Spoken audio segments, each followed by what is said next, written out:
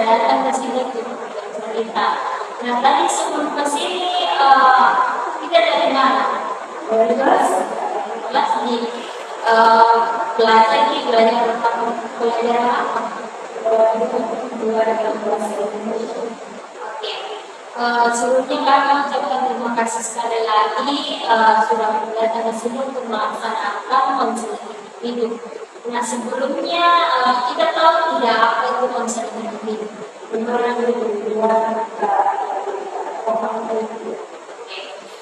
Jadi belum lagi juga sebelumnya berarti dilakukan konseling individu. Nah jadi hari ini kita akan melaksanakan konseling individu yang dimana konseling individu itu adalah upaya pemberian bantuan yang dilakukan oleh guru BK atau konselor kepada peserta didik secara individu untuk membantu siswa menyelesaikan suatu permasalahan yang sedang dialami. Nah, jadi tujuannya karena di sini memanggil kita di sini kita hari ini akan memulai sesi konseling individu karena berdasarkan penyebaran angket dan juga setelah melakukan wawancara sebelumnya terungkap bahwa kita ini memiliki masalah di kurang kontrol emosinya atau kurang mampu mengontrol emosi. Nah, jadi tujuannya di sini kita akan mencari tahu bersama-sama. Kita akan menggali lebih dalam apa sih yang dialami oleh anak sendiri dan insya Allah kita bisa menemukan solusi bersama-sama. Nah, selama berjalannya proses konseling ini kita tidak perlu khawatir karena di dalam bimbingan dan konseling itu ada beberapa asas. Yang pertama itu ada namanya asas kerahasiaan. Jadi tidak perlu kita khawatir untuk bercerita. Jadi silakan kalau kita mau ceritakan apapun itu yang sedang dialami boleh diceritakan dan bahkan di sini tidak akan memberitahukan kepada siapapun apapun itu yang diceritakan. Nah selain itu juga ada namanya asas keterbukaan. Nah asas keterbukaan itu apa sih maksudnya? Jadi selama berjalannya proses konseling di sini kita tidak perlu ada yang ditutup-tutupi atau kakak harapkan kita bisa menceritakan serealnya atau tidak ada yang manipulasi ataupun sebagainya. Nah biar apa sih? Biar nanti kita bisa menetapkan tujuan yang sama atau bisa menyelesaikan atau bisa mencari solusi bersama-sama mengenai permasalahan yang kita alami. Nah oke, kita tegakkan santai saja. Kalau belum nyaman dengan posisi duduknya boleh kita perbaiki. Bagaimana? Oke, sebelum dilanjut mungkin ada yang kita ingin tanyakan.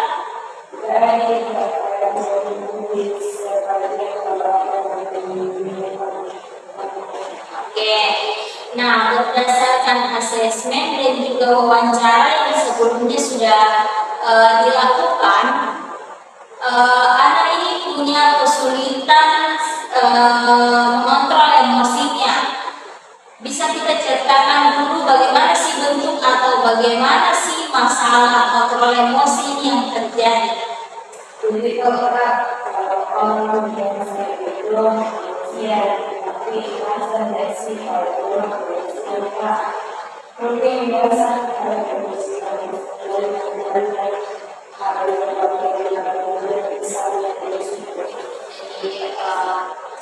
emosi ini biar bukan hal yang besar atau hal yang bagaimana begitu tetap dinilai emosi kita. Jadi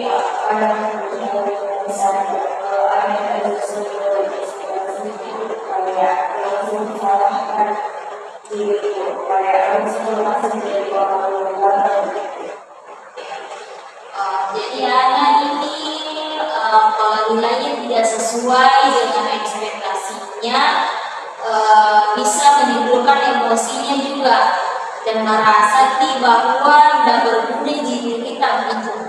Iya, iya, orang tua juga sedang berkomunikasi dengan saya.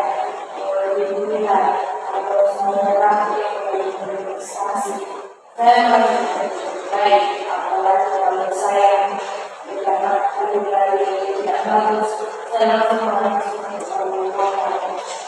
Kalau boleh tahu, bagaimana pengalaman terakhir yang kita lakukan pada masa emosi ini yang berdampak ke teman-teman?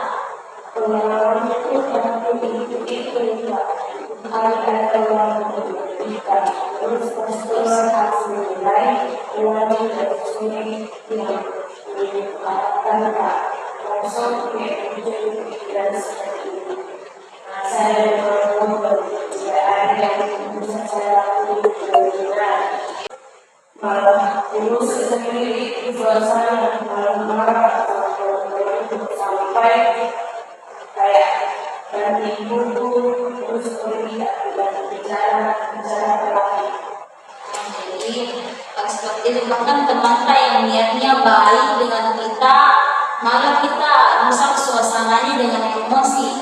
Jadi ada sedih bercampur marah dengan nilai ulangannya nih, karena merasa dirubah sering dibanding-bandingkan. Jadi kalau di pertemanan kita itu ada yang menceritakan suatu pencapaiannya, merasa kalau dibanding-bandingkan. Iya, itu capek kandungan selalu dibandingkan kita sama orang atau sama orang. Bentuk emosi seperti apa yang biasanya terjadi? Kenapa juga pas bingung tak sama orang itu ada langsung kita menjadi sekali. Oke, sekarang aku mau tanya, ketika anak marah, apakah ada situasi-situasi tertentu yang sering buat kayak merasa marah atau kesal? Iya, kalau ada yang kayak mulai ini orang yang tidak pernah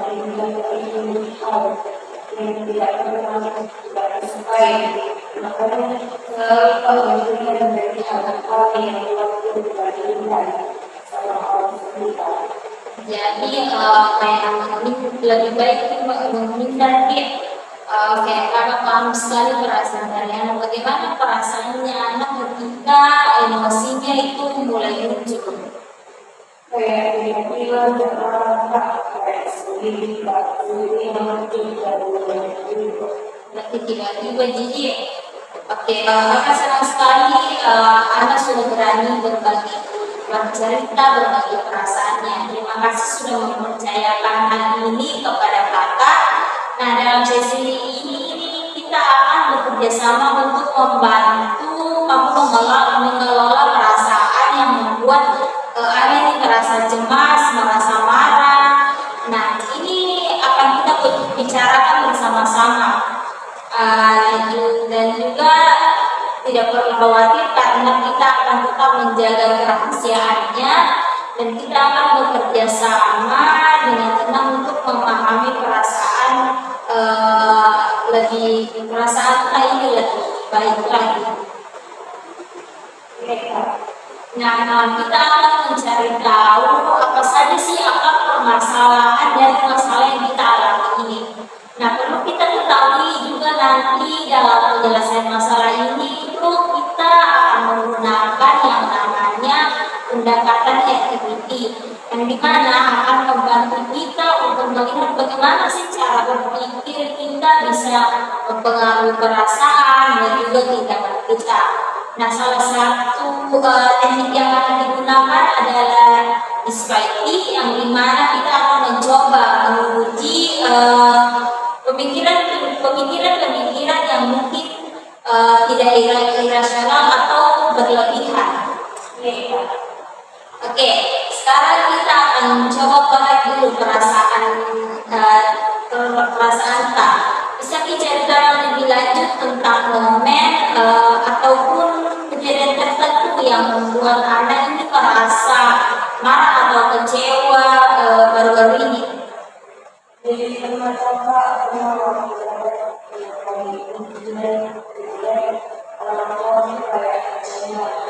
hari dan mereka bilang, kenapa kamu tidak bisa seperti kita? Dia selalu bilang lebih bagus. Itu membuat saya menjadi seperti saya tidak bisa. Dan karena itulah saya suka emosi kalau mulai begitu itu berat. Bosan lagi. Jadi bosan mungkin juga selalu dibanding-bandingkan deh. Sepertinya Mas Joy ini sangat mempengaruhi perasaan tadi ketika mendapatkan nilai buruk. Dan juga dengan komentar seperti itu, apa yang sebenarnya kita rasakan dalam hati kita? Kayak rasa sekali, kayak rasa tidak pernah bisa untuk baik, biasanya orang tidak pernah bertempat yang berdiri. Sampai kadang-kadang tak bisa mengerti, tapi memang saya dikenal orang berarti kita memang dikenal orang yang gampang emosi dengan teman tadi. Kalau muncul emosi kita begitu, apa memang yang kita pikirkan? Kenapa dengan mudah langsung saja emosi? karena menurutku harus memang mengungkapkan sikap dan kayak juga rasa kalau langsung atau membantu pikirkan juga Ini menurut kita marah itu wajar nih. Ya betul itu memang marah itu wajar, tapi marah itu perlu dikontrol ya. Nah, kalau faktor lainnya bisa mungkin kita ceritakan apa yang memicu kurangnya kemampuan kontrol emosi kita ini. Bagaimana kondisi keluarga atau bagaimana mungkin kalau di rumah nih.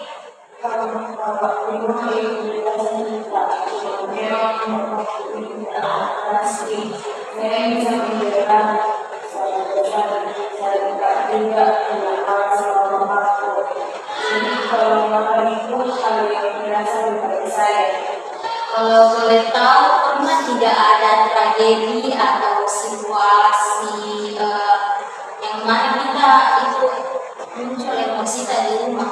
Saya suka kalau kayak hilang atau mesti marah sampai pernah kembali itu Seperti itu. Kalau di lingkungan pertemanan sendiri bagaimana? kalau sikap begitu kayak sedikit juga merasa dulu kalau ada sedikit yang bilang kayak orang juga apalagi kalau yang melakukan soal misalnya kayak langsung segera keluasan karena kayak keluasan atau dunia sama diri saya. Oke, baik. Sekarang kita lihat dulu lebih dalam perasaan tadi. Ada konsep dalam konseling ini yaitu namanya disebut ABC, yang dimana adalah peristiwa atau kejadian yang memicu emosi. B adalah keyakinan yang kamu pegang terhadap peristiwa itu, dan C adalah konsekuensi atau dampak yang muncul dari keyakinan tersendiri. Jadi berdasarkan yang sudah kita ceritakan itu tadi dapat kakak tarik bahwa hanya itu atau aktiviti eventnya itu atau situasi yang memicu emosi kita adalah ketika kita mendapatkan nilai yang tidak sesuai dengan harapan kita. Lalu juga orang tua yang memberikan komentar yang membanding-bandingkan kita dengan teman kita ataupun saudara kita sendiri yang lebih berprestasi ataupun yang lebih hebat. Nah, selain itu di lingkungan pertemanan kita juga ada juga merasa tersinggung jika ada yang kayak membahas soal pencapaian karena kayak merasa dibanding-bandingkan begitu. Nah, kemudian beliefnya itu atau keyakinan yang ada pegang terkait peristiwa yang sudah diceritakan, yaitu pertama yang pernah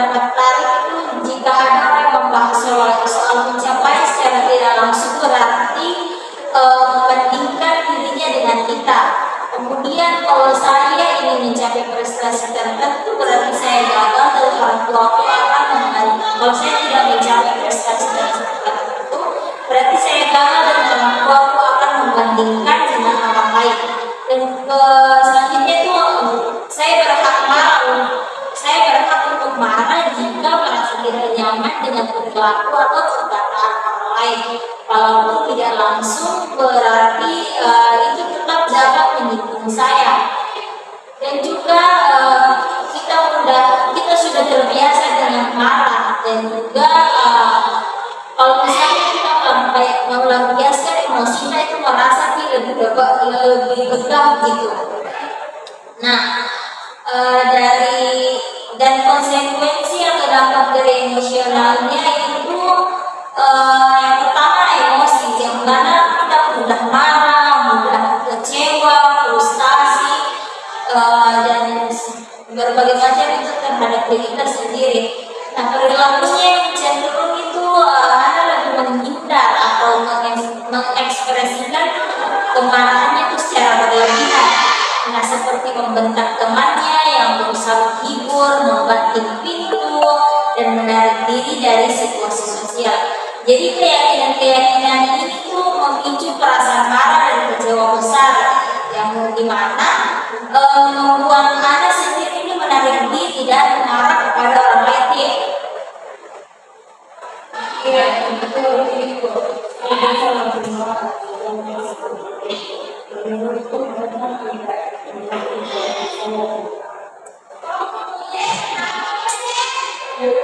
Oke, baik.